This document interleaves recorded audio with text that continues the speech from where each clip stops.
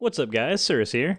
I guess the cringy content doesn't really get to stop anytime soon. After watching a debate on the Non Sequitur show between Aaron Raw and a guy named Jason, plus the video that I did last time, I can honestly say that the level of cringe in my system is certainly at an all-time high. So without further ado, let's roll right into the...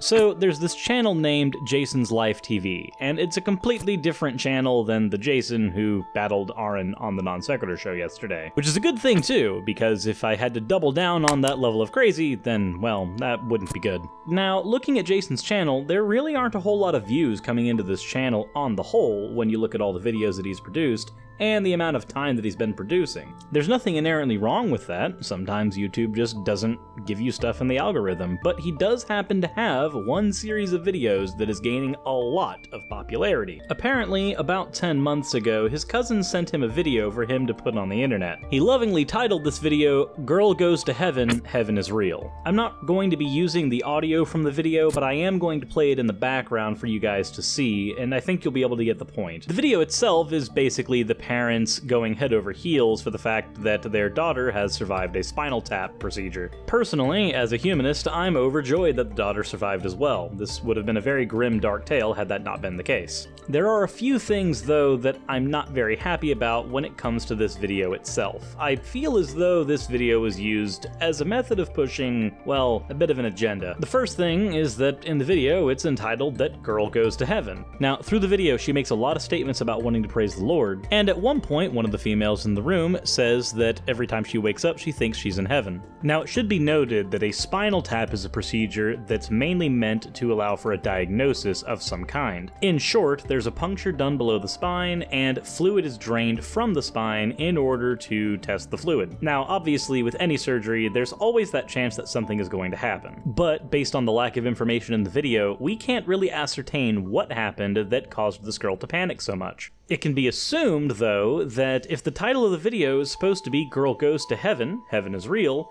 that the girl must have died on the table during the spinal tap. Again, as I said, in a surgery, anything can happen, so I'm not going to say that did or didn't happen. I will say, though, that I'm willing to grant that that might have been what happened. Now, if that was the case, we would definitely have a situation a lot like the book, The Boy Who Came Back from Heaven. This was a book recounting the near-death experience of one Alex Malarkey.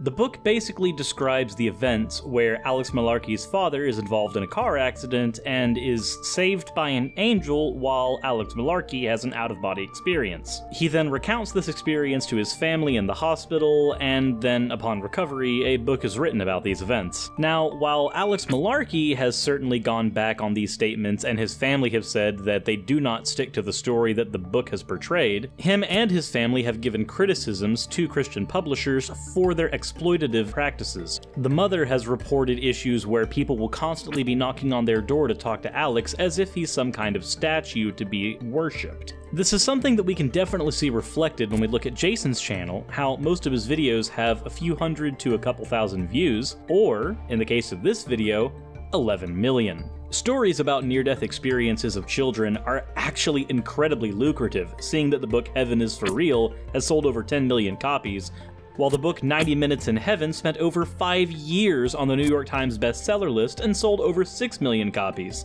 The original book I mentioned here, Heaven is for Real, also had a film adaptation made that earned $101 million at the box office. Juxtaposed to the amount of views that Jason gets on his channel as a result, and you can see that this is an incredibly lucrative situation. If you look at Jason's channel, with very few exceptions, the Girl That Goes to Heaven series is the only series he has on his channel that actually garners any real views. But that's not the manipulative part. The exploitative practice that Christian publishers were using before are certainly able to be seen here when you look at the description of his video, where he states that after 200,000 subscribers, he'll release a new update as well as a Q&A with the parents. I can't think of any better way to describe exploiting another individual, especially a minor, for personal gain. Now, Jason does have a 1-minute video called The Update on the Girl That Goes to Heaven, and, again, juxtaposing to his other videos, this one has 317,000 views, while other videos he's made in a similar time have 1,000 to 2,000. In this video, he has a picture of her as the thumbnail and just says that she's okay. The video's only about a minute long, and it's not about personal family time, so I am more comfortable showing that one here. So let's go ahead and see what the substance is to Jason's update video.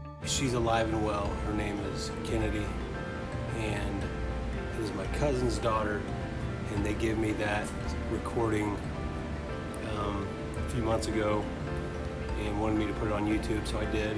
Now, that kid is probably one of the most awesome kids you'll ever meet. She's got a brother and some sisters, and they're all like off the chart smart. They just have a string of bad luck, I think, is one way to put it. It's kind of crazy.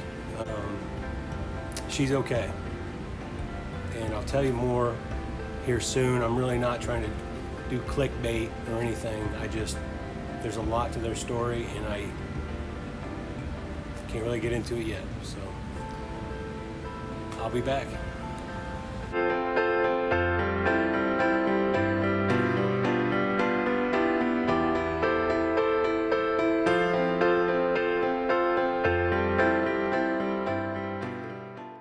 Well, we can see that Jason was halfway at least sticking to his word. He did provide an update on the little girl, pointing out that she is in fact okay, which is good, but unfortunately, he didn't say anything about the family or have the Q&A. But if you look at his channel, he doesn't have 200,000 subscribers yet, so I guess he can't give you guys the goods. But really, even if he did provide a Q&A and another update, what more substance could you possibly give?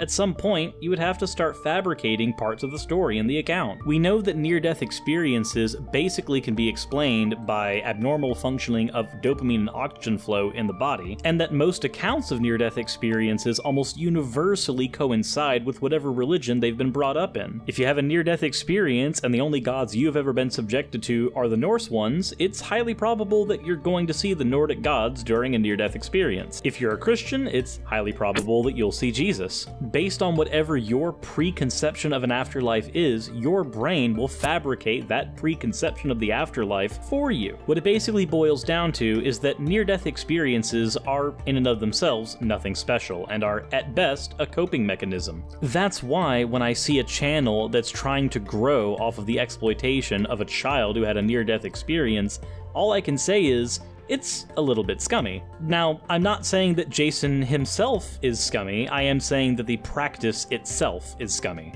We can see on his channel that after the 317,000 view video, he made another one with the girl that goes to heaven singing with him. After that though, she stops really making appearances on his channel that way, and any video he's made after it without the slogan, girl that goes to heaven, hasn't received anywhere near the amount of views as his other material has. I think it's safe to say that, at best, without this whole girl that goes to heaven routine that his channel has had, it would basically be sitting in obscurity, not at 73,000 subscribers. Again, this is not the first time we've seen this. We've seen Christian book publishers do this and sell millions of copies of views recounting roughly the same incidents. It's a powerful money-making and publicity mechanism. And truthfully, in my eyes, whether or not you personally realize how disgusting it is to exploit a minor this way, I do. If this shtick were to continue and his channel were to grow in popularity, then this girl would forever be the girl that goes to heaven, and I can honestly say, she might not ever live this situation down. This would end up being the one thing that would make her internet famous.